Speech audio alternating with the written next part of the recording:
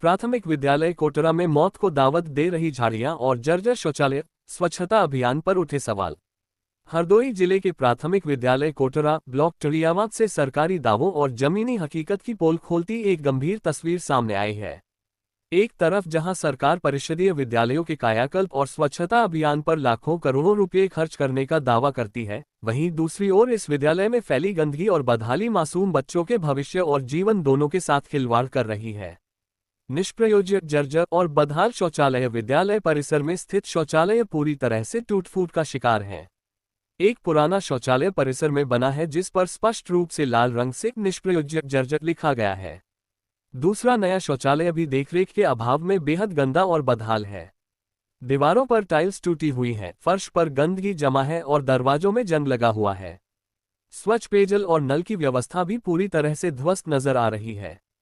परिसर में उगी झाड़ियां, जहरीले जीवों का खतरा। विद्यालय के पूरे प्रांगण, क्लासरूम के पीछे और बाउंड्री वॉल के पास घनी झाड़ियां और जंगली घास उगी हुई है।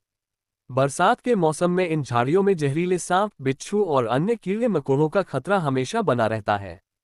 छोटे छोटे मासूम बच्चे इसी माहौल में पढ़ने और खेलने को मजबूर हैं, जिससे किसी भी समय बड़ी अनहोनी घटना घट सकती है। स्वच्छता के बजट का दुरुपयोग। स्कूल की दीवारों पर पढ़े लिखे समाज और स्वच्छता को बढ़ावा देने वाले बड़े बड़े स्लोगन और पेंटिंग्स तो बना दी गई हैं, लेकिन जमीनी स्तर पर साफ सफाई का नामोनिशान नहीं है। स्थानीय लोगों और अभिभावकों का आरोप है कि स्वच्छता और रखरखाव के नाम पर आने वाले बजट का बंदरबाट किया जा रहा है।